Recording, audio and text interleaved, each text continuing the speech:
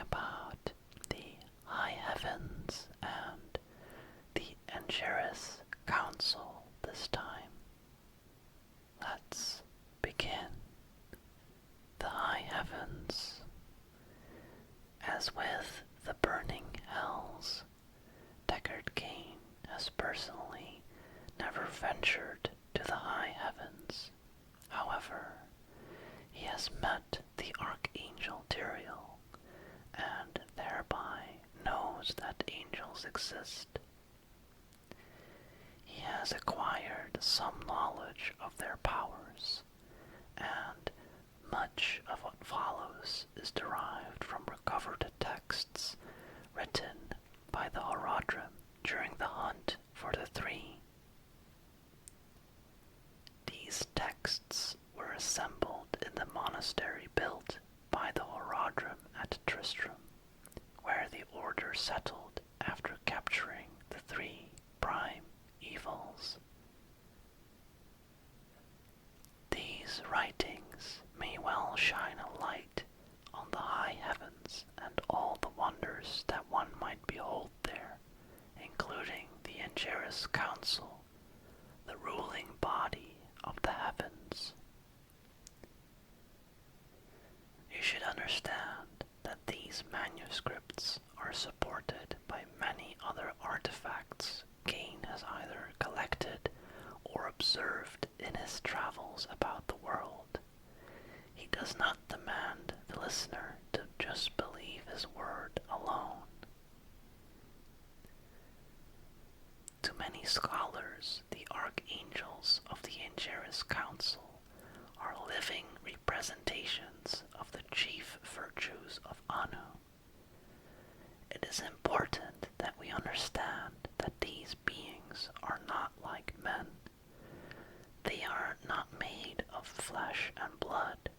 They do not age and die as we do. In their pure existence, angels are of a divine essence of light and sound, radiance marked with beautiful harmony, although you may find this description abstract. Cain believes that angels in the high heavens exist more like magnificent movements of music and light. It is told that even the armor the angels wear is ornamental and used more to provide a sense of individuality than to protect. It is written that the angels have worn this armor since the beginning, long before the appearance of humankind, so their use of it is certainly not an attempt to appear more like humans. Cain believes the armor to be both functional and decorative, though he must admit this is merely supposition on his part. It is the angels' majestic wings of light that speak of their truest manifestation. Angels are a magnificent sight to behold, appearing as mortals, but at the same time looking utterly otherworldly. Whatever the case, it is important that you know angels do exist. They have been known to take great interest in the affairs on our world, just as demons do. It should also be noted that much of this interest comes from fear, for they believe that we humans hold great untapped power within us, a power perhaps greater than that of the angels themselves. This is our Nephilim birthright, but Cain is getting ahead of himself. The nature of our extraordinary heritage will be discussed later. For now, in order to gain a greater understanding of the angels, it is necessary that we discuss the members of the Angeris Council one by one. We will begin by describing each, as well as the legendary items they wield.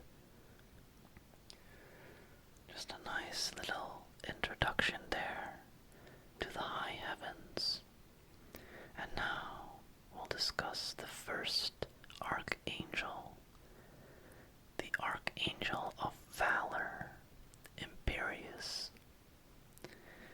Imperius is the leader of the Angeris Council, if leadership exists at all in the human sense. It is he who commands the warrior host of the high heavens. His tactical brilliance encompasses all facets of warfare, from maneuvering armies on the battlefields to leading covert strikes against Hell's outposts. Over the long eons of the eternal conflict, Imperius has tread where other angels do not dare. When the great war has turned in heaven's favor, he has been the first to spearhead the most daring assaults into the heart of the burning hells. Even in the face of defeat, Imperius's bravery is unshakable. When Hell's legions lay siege to the high heavens, it is Imperius who rallies his fellow angels to action. He is the first to storm out of the diamond gates and to charge headlong into the scattering armies of the hells. The mere sight of Imperius in action emboldens the angels with valor and strength. In speaking of Imperius's exploits, Cain must also mention Solarian, the Spear of Valor. Legend tells that the Archangel forged this weapon in the heart of a dying star. Cain has heard it described as an extension of his immutable will, powerful enough to sunder Hell's mightiest ramparts with a single righteous strike. During one of Imperius's invasions of the burning hells, it is written that Solarian felled so many demons that rivers of blood flowed throughout the realms of the seven evils. Cain notes here that Imperius does not carry the spear at his side at all times. Rather, he summons it from on high as a lance of blinding light that then manifests as a physical spear in his hand. When not clashing with Hell's minions, Imperius often strategizes and trains other warrior angels in the halls of valor, his place in the high heavens. Skatsimi mystics describe the Archangel's domain as a series of vast, glowing chambers that echo with songs of his valorous deeds. There, his trophies of war are displayed in perpetuity. If we take the above to be true, then undoubtedly Imperius must be held in high regard for his leadership and martial prowess. However, his legendary valor appears to come with the fatal flaw of pride. It is this pride and arrogance which have reportedly brought him into conflict with Tyrael, the Archangel of Justice. This is due in large part to the pact that Tyrael helped make between the heavens and the hells at the conclusion of the Sin War. At the conclusion of the Sin War, the treaty brought the eternal conflict to a grinding halt, thus robbing Imperius of further opportunities to prove his valor in combat. Since that time, it is said that Imperius has become highly legalistic and unbending tyrant. Although it is likely not his intent, Imperius's obstinacy has allegedly caused disharmony to creep into the Angeris Council. So he has a little bit of a feud with Tyrael, who made that treaty between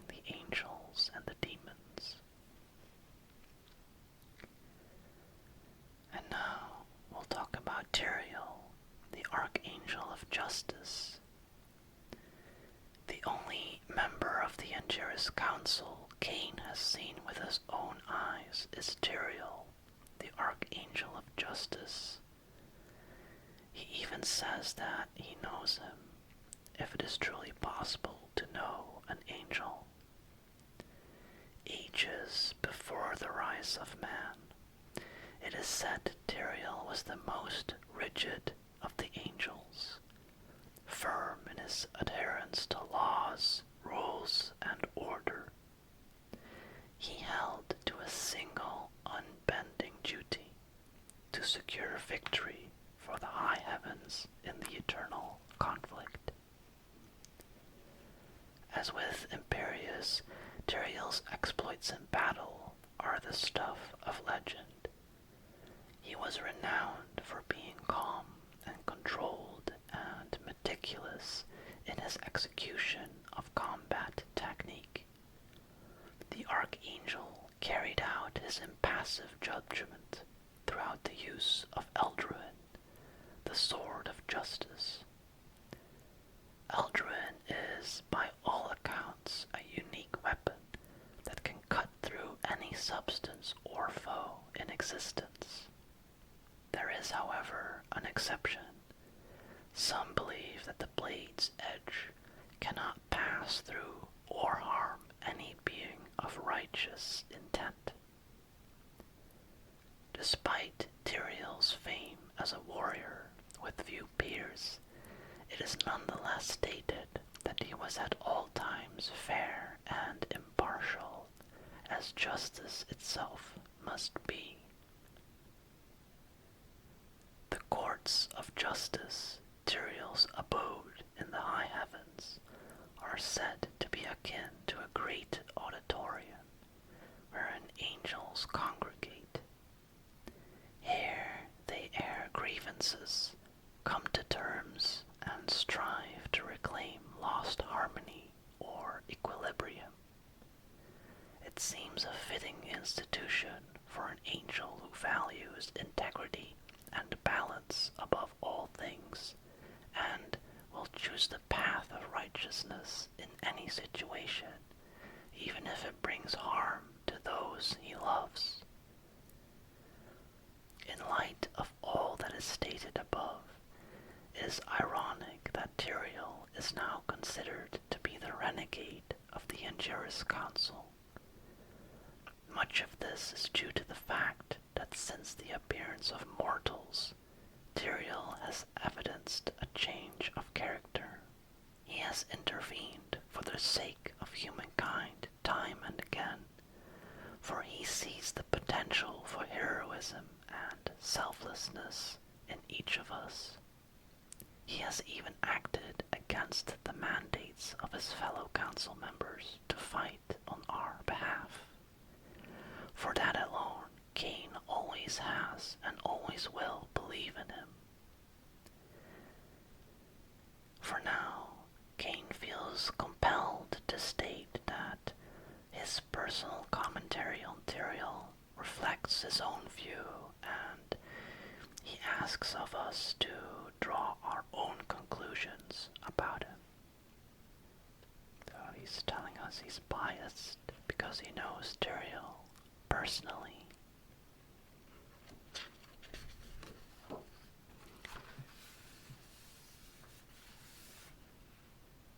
The next archangel is the Archangel of Hope, Oriel. Oriel is the most beloved of all angels. It is she who leads the sweet chorus of the high heavens. She is said to be at the center of this chorus and to be the most light-hearted member of the Angerus Council. Oriel believes in the potential for good in all things, including the hearts of all sentient beings. Oriel is not a pacifist. She does not shy away from strife, for she recognizes that conflict is the nature of this broken universe. There are many tales of her incredible feats in battle, breaching the walls of the Pandemonium fortress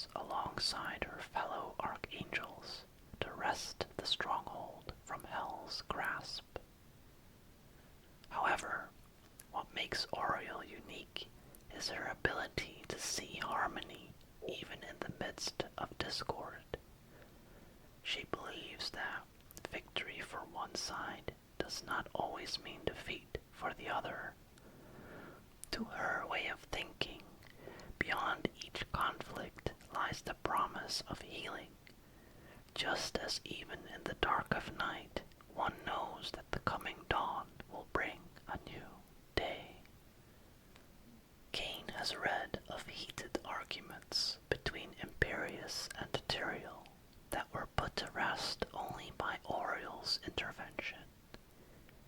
She did so not by scolding them or objecting to the use of violence, but by showing her comrades that resolution can open doors to new possibilities.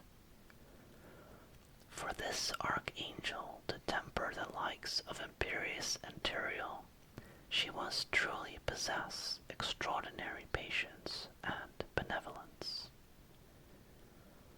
Cain has heard tales that during arguments and debates, Oriel will sometimes drape al-Mayesh, the cord of hope, around her comrades' shoulders to grant them clarity of thought and emotion.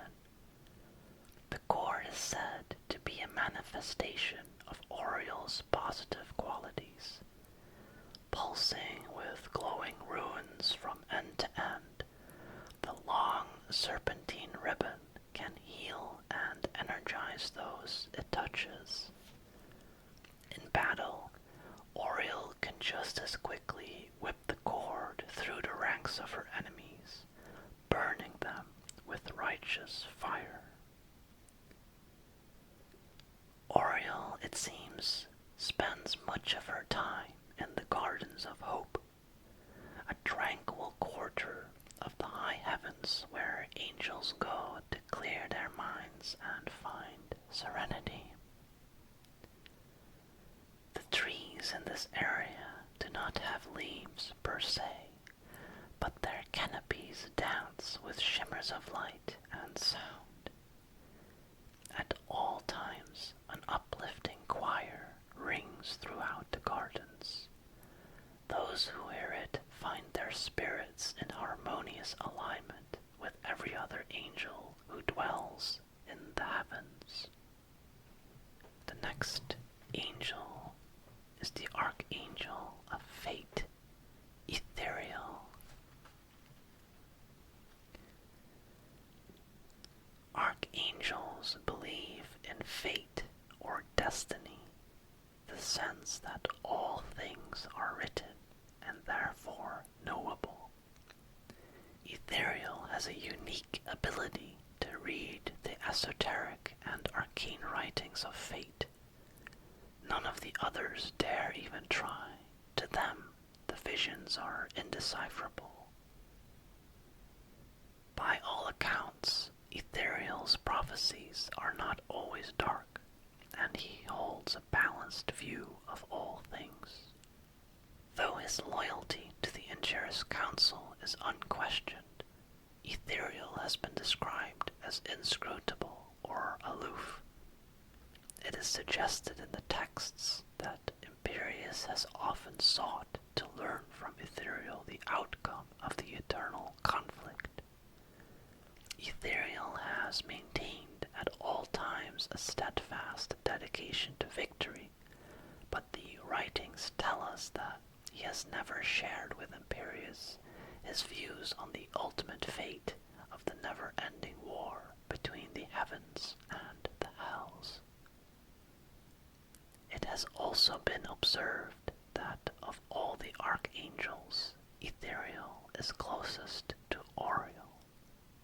It is written that the Archangel of Fate is capable of predicting the actions of armies and even single opponents before those actions take place.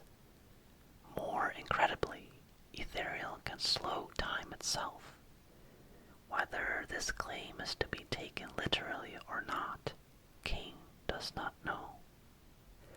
To further understand Ethereal, it is necessary to speak of Talos R, the Scroll of Fate.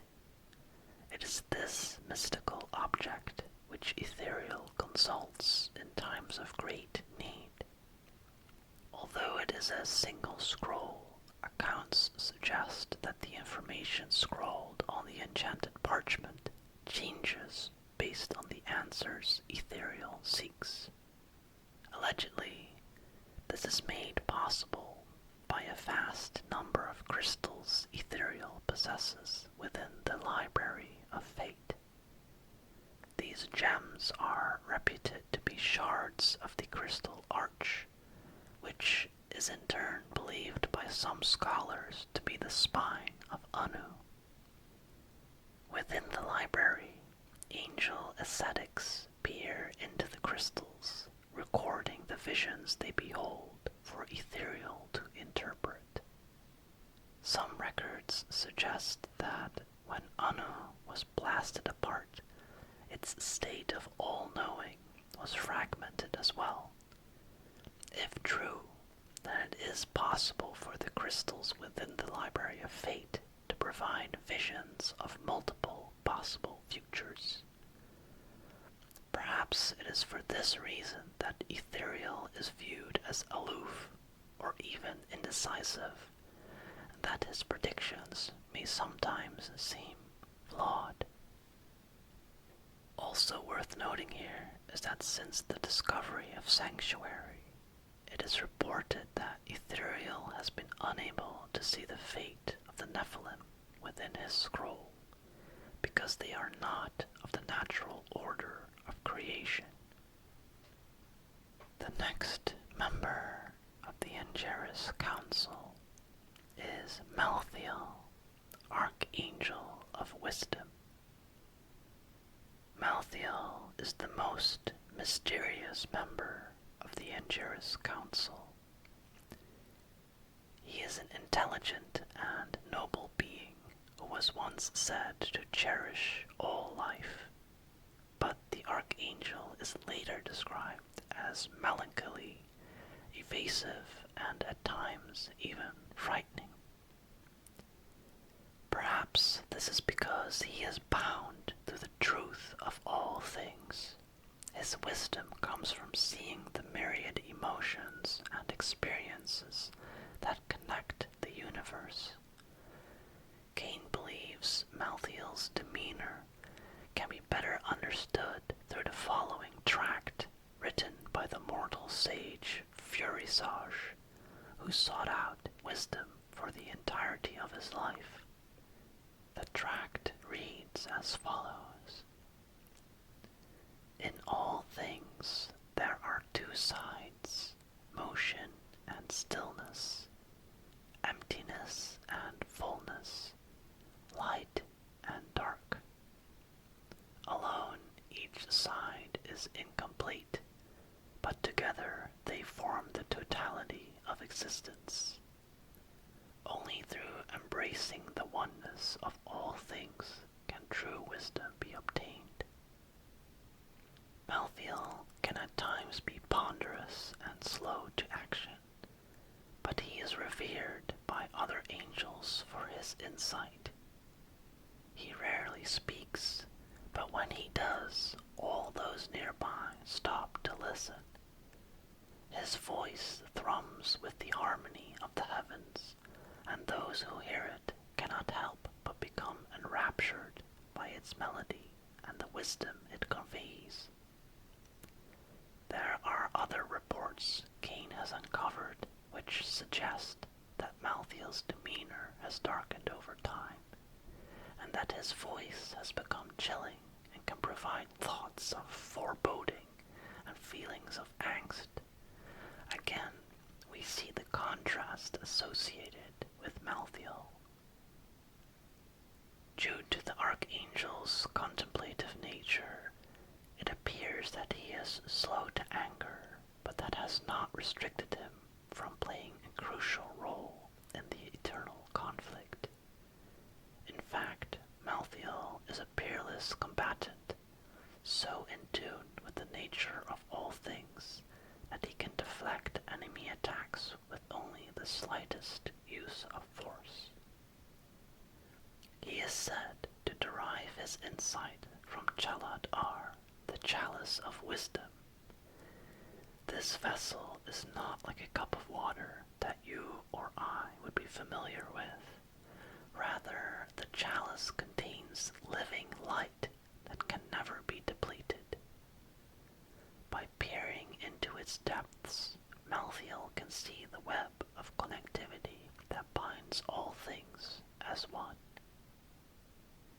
Cain has heard tales of Malthael staring into the chalice for years on end in his quarter of the high heavens, the pools of wisdom. These pools are infinitely deep wells of emotion. Those who gaze into them see not their own reflection, but the sum total of emotion that all sentient beings in the universe are experiencing at that moment. It is from these pools Cain believes that Malthael draws to fill his chalice.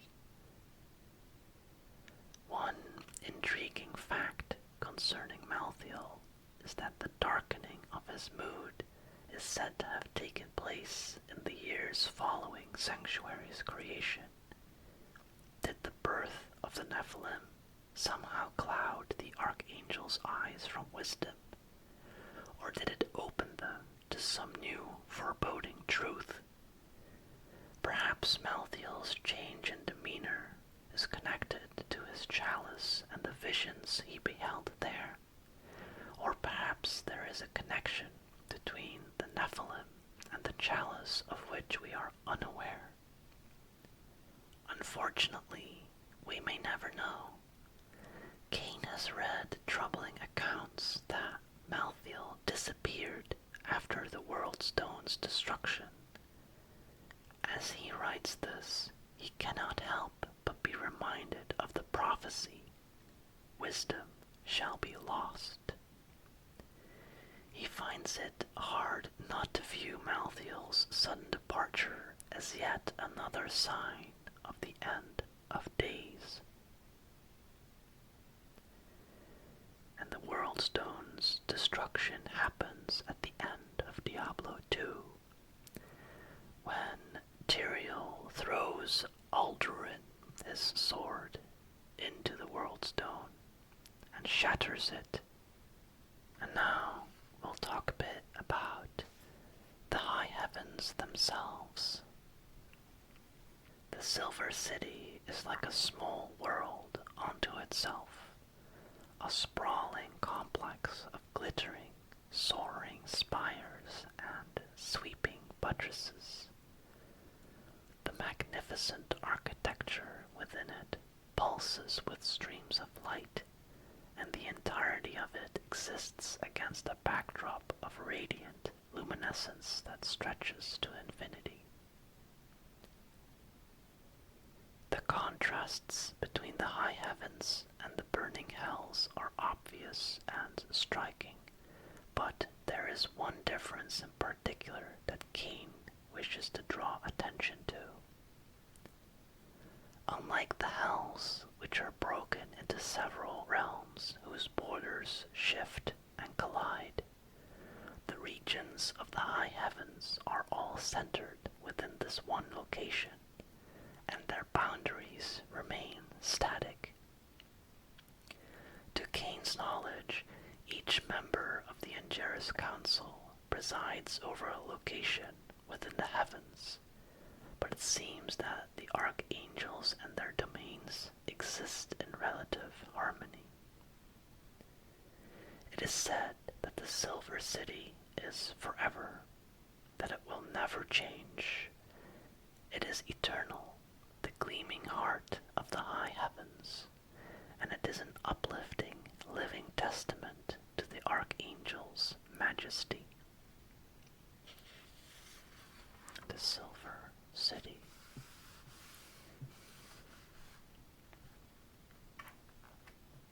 Then we have the Crystal Arch.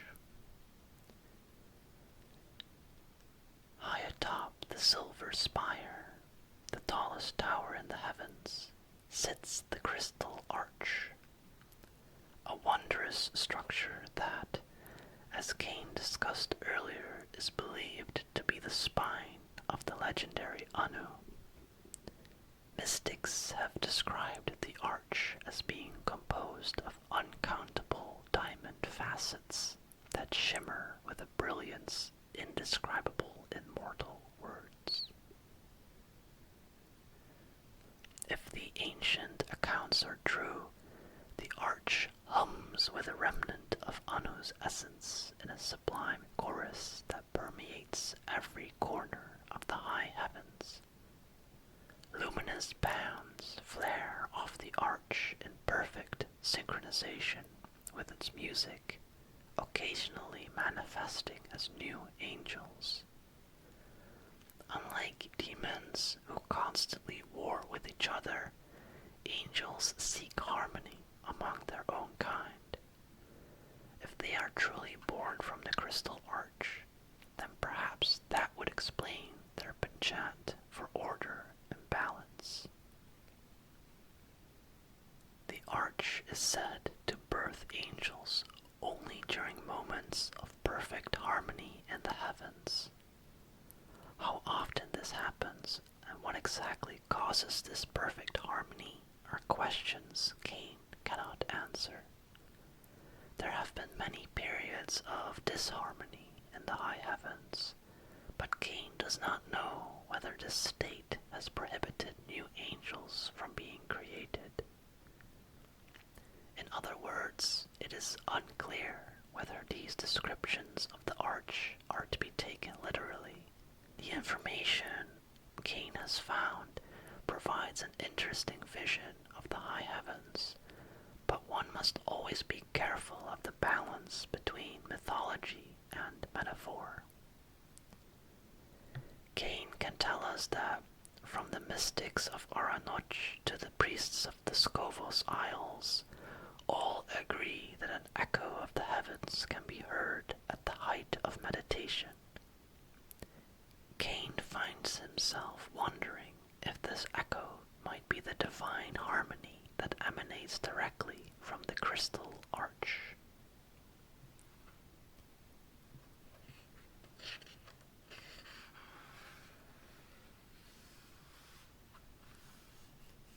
And finally, we have the diamond gates.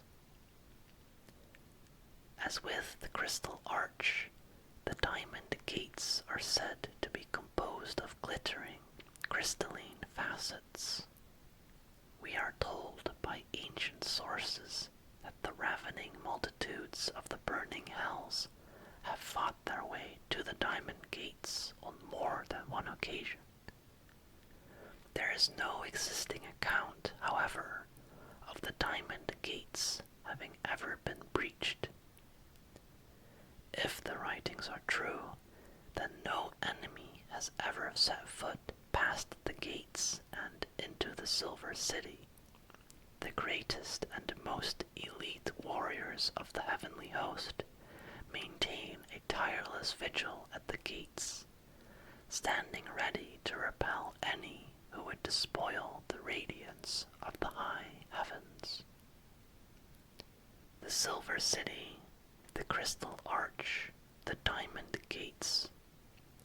Cain can scarcely imagine what it must be like to behold these magnificent structures in person, or how it might feel to cross bridges of light or bask in the glory of cascading fountains of music and harmony. And then he writes, "After all, how could I, a mere mortal, ever hope to comprehend such splendor?"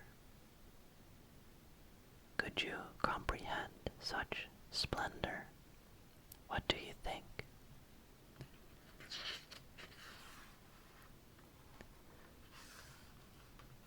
And that was some lore about the high heavens and the Ingeris Council. I hope you're thoroughly relaxed and you enjoyed this video. In the next one, we'll be talking about Sanctuary, the mortal realm. That's